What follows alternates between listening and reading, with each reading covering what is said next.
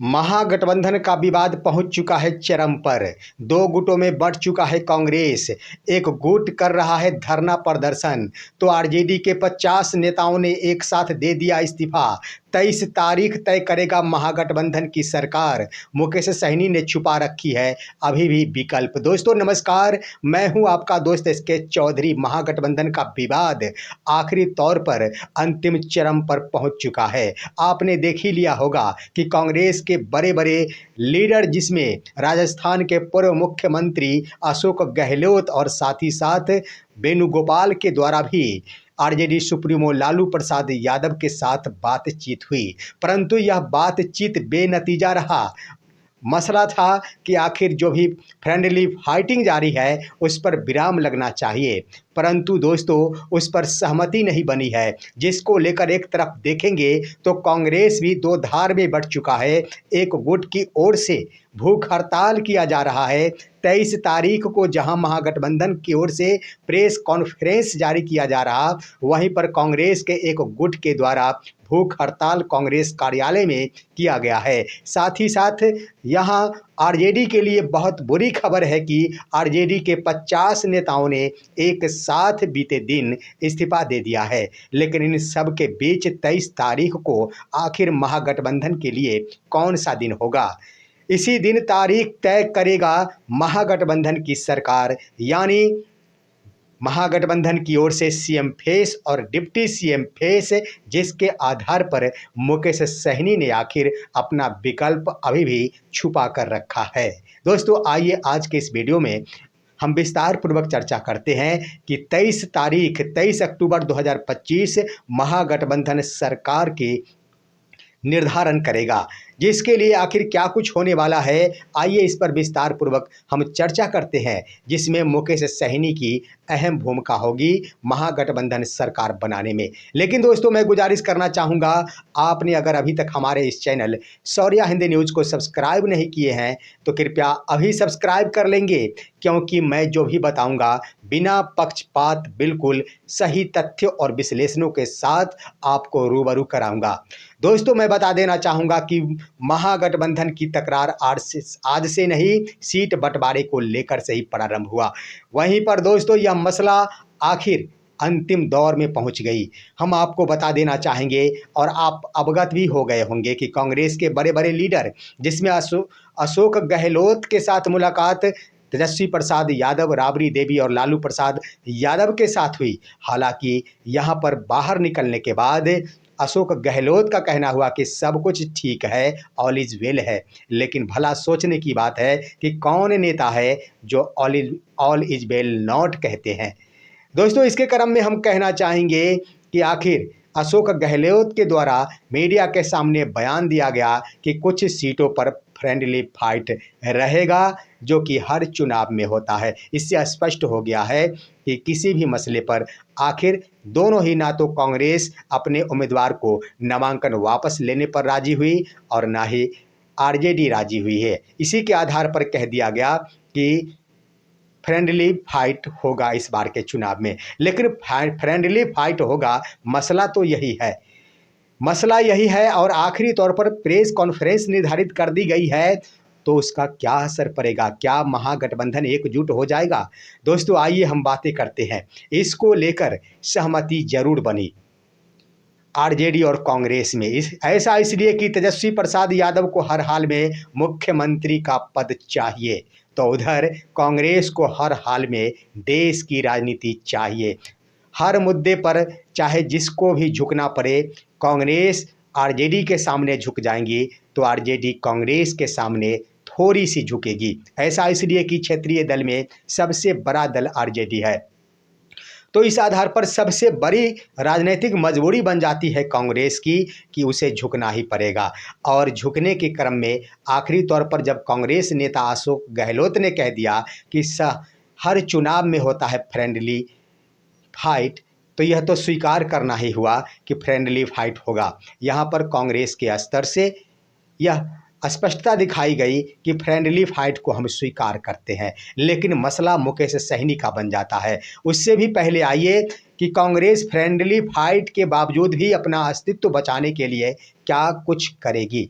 दोस्तों इसको लेकर जो खबर आ रही है उसके अनुसार कांग्रेस की ओर से डिप्टी सीएम की बातें की गई कि अशोक राजेश राम जो कार्यकारी प्रदेश अध्यक्ष है आरजेडी के राजेश राम, उनका नाम डिप्टी सीएम फेस के रूप में ऐलान किया जाएगा। तेजस्वी प्रसाद यादव का नाम तो ऐलान होगा ही। तो इस तरह से जो खबर आई है कांग्रेस के अंदर से, बंद कमरे में कोई नहीं, सिर्फ 4 व्यक्ति, अशोक गहलोत थे, लालू प्रसाद यादव थी, उसके बाद राबड़ी देवी थी और तेजस्वी प्रसाद यादव थे। इनके बीच यह बातें हुई। लेकिन अब मसला बन जाता है कांग्रेस के लिए कि कांग्रेस राजेश राम का नाम तो ऐलान करवा लेंगे आरजेडी के सहमति से, लेकिन अब कांग्रेस 2 ध्रुवों में बंट चुका है और यह एक गुट जिन्होंने आज प्रदर्शन किया और एक गुट में कई विधायक भी शामिल हुए। कांग्रेस के नेताओं ने आज यह रणनीति बनाई कि हम सभी पटना के सदाकत आश्रम कांग्रेस कार्यालय में उपवास करेंगे, भूख हड़ताल करेंगे। आखिर भूख हड़ताल करने का क्या उद्देश्य है दोस्तों? तो इसमें 3 प्रकार की बहुत बड़ी मांग है। सबसे बड़ी मांग ये है कि कृष्णा अल्लाबरू जो बिहार प्रभारी है उन्हें बिहार से वापस बुलाया जाए। दूसरी मांग है कि राजेश राम एक प्रत्याशी है तो उन्हें प्रदेश अध्यक्ष से हटा दिया जाए, उनके जगह पर किसी और को प्रदेश कार्यकारी अध्यक्ष नियुक्त किया जाए। और तीसरी मांग उनके स्तर से कर दी गई है कि आपसी समन्वय के आधार पर जो भी रणनीति बनती है उसके आधार पर कांग्रेस के कार्यकर्ताओं का मान सम्मान वापस दिलाते हुए आखिर सीट बंटवारे में जो भी कोशिशें की गई है, किससे गलती की गई है, उसका निराकरण हो। तो इन तमाम 3 प्रकार के मसले दे दिए गए हैं। हालांकि वो गुट देखेंगे तो कांग्रेस के समर्थित ही है, कांग्रेस का समर्थन में, लेकिन सवाल पैदा हो गया कि जिस गुट ने आखिर राजेश राम को प्रदेश अध्यक्ष से हटाने का उपवास रख लिया है, भूख हड़ताल कर दिया, क्या राजेश राम के नाम का ऐलान डिप्टी सीएम के रूप में सुनना चाहेंगे? यही सवाल अब स्थिति उत्पन्न हो गई है।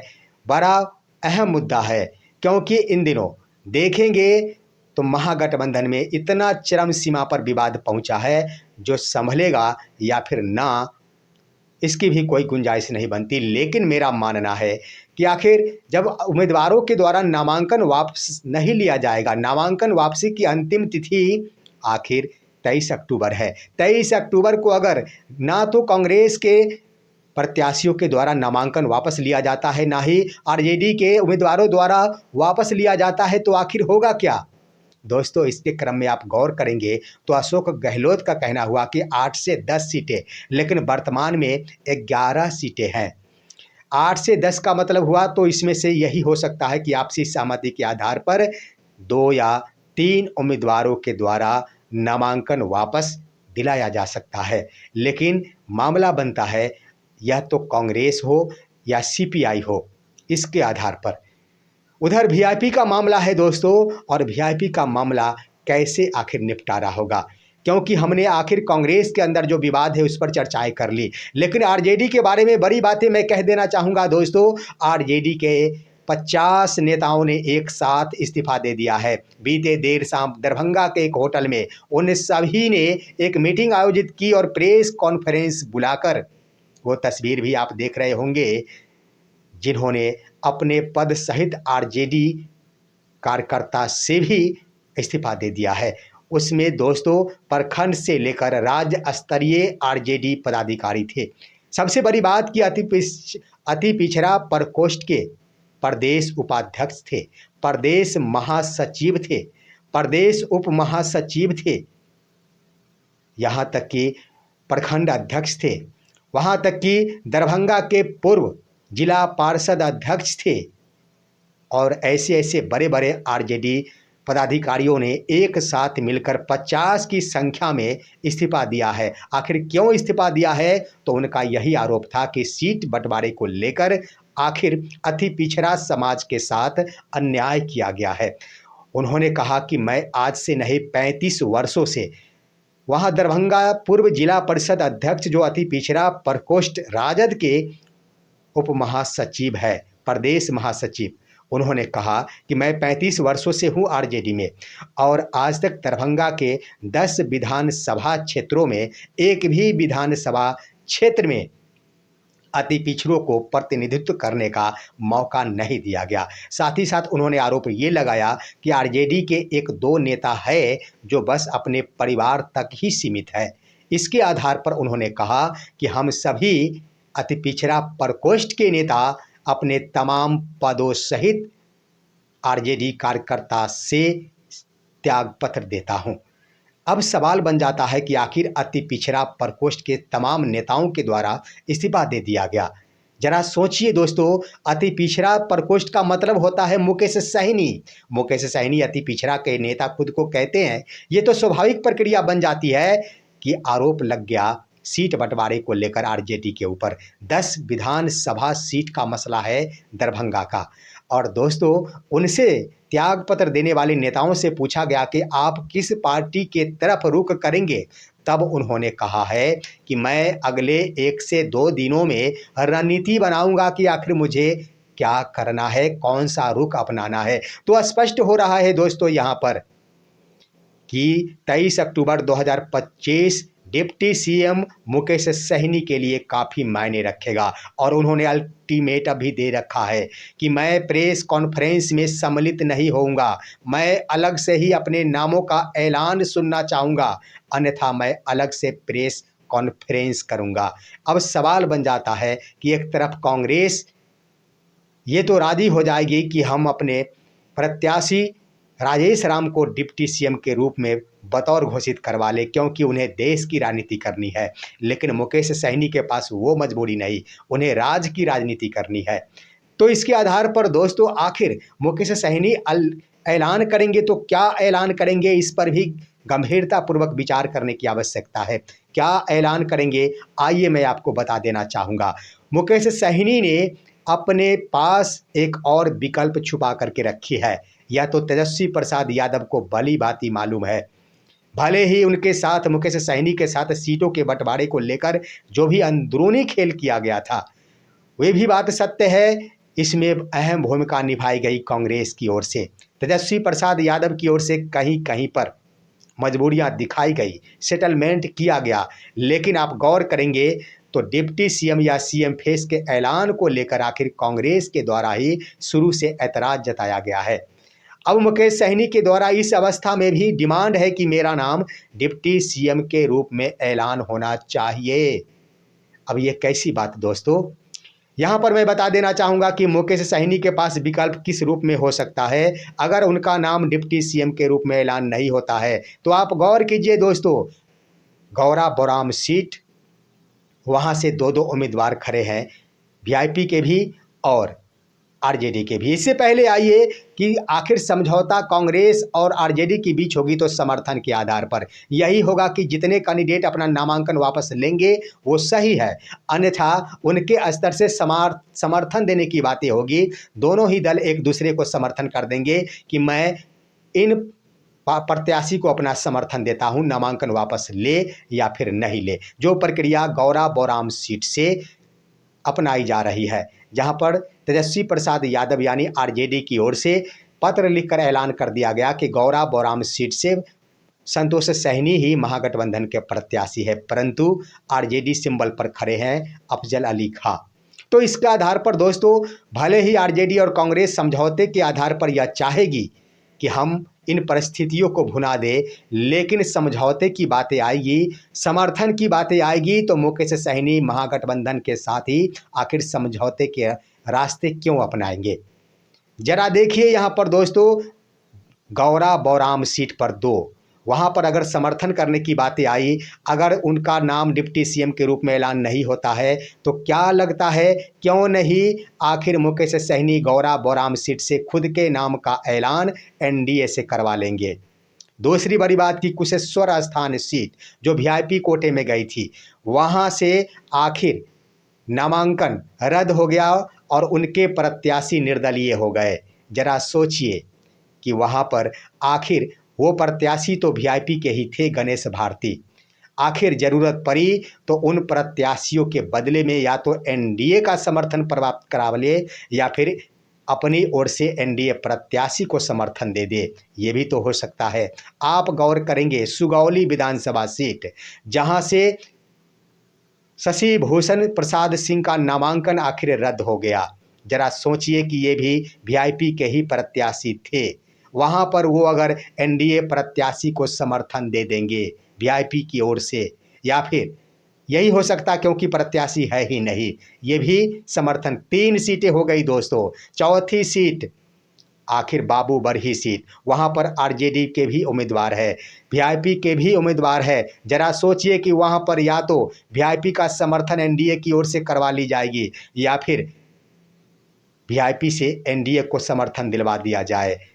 4 सीट हो गए दोस्तों, 4 सीट ये तमाम सीट। अब आइए हम बातें करते हैं। एक चैनपुर सीट है जहां से आरजेडी के द्वारा प्रत्याशी खड़ा किया गया, उसके बाद वीआईपी ने भी प्रत्याशी खड़ा की, वहां पर भी या तो एनडीए से समर्थन प्राप्त कर लेंगे या फिर एनडीए को समर्थन दे देंगे।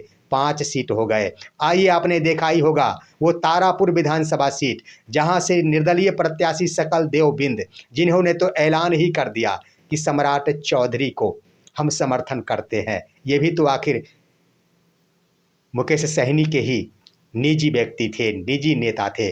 6 सीट हो गए दोस्तों ये तो। उसके बाद आइए दोस्तों कटिहार सीट। कटिहार सीट पर मुकेश सहनी ने उसी बीजेपी के एमएलसी के बेटे को उतारा है। जरा सोचिए कि आखिर एनडीए की बात है, सब वहाँ पर बीजेपी के उम्मीदवार है तारकिशोर प्रसाद, उसमें से वीआईपी के प्रत्याशी तारकिशोर प्रसाद को समर्थन कर देंगे। 7 सीट हो गए दोस्तों बिना चुनाव लड़े हुए। उसके बाद 3 सीट भी अगर वीआईपी जीत लेती है तो जरा गौर कीजिए 10 सीटों पर डिप्टी सीएम का ऐलान एनडीए क्यों नहीं करेगी वीआईपी के नाम पर। दोस्तों मैंने जो भी बताया है बिल्कुल सही बताया है। यह रात काफ़ी भारी है, महागठबंधन को सोचने का वक्त है, और सोच समझकर अगर प्रेस कॉन्फ्रेंस में मुकेश सहनी के नाम का ऐलान कर दिया जाता है तो स्वाभाविक है महागठबंधन की ओर से तेजस्वी प्रसाद यादव का सपना साकार और महागठबंधन एकजुट माना जाएगा। अन्यथा या तो निश्चित है कि 23 अक्टूबर एक नया राजनीतिक दृश्य लेकर सामने आएगा। फिलहाल आज की खबर यहीं तक। आप सभी का क्या कहना है अपनी राय कमेंट के माध्यम से दीजिए। हमारे इस वीडियो को लाइक कीजिए, अन्य दोस्तों के पास शेयर कीजिए, और अब दीजिए अपने दोस्त को इजाज़त। हम फिर मिलेंगे आपसे अगले वीडियो में। तब तक के लिए नमस्कार।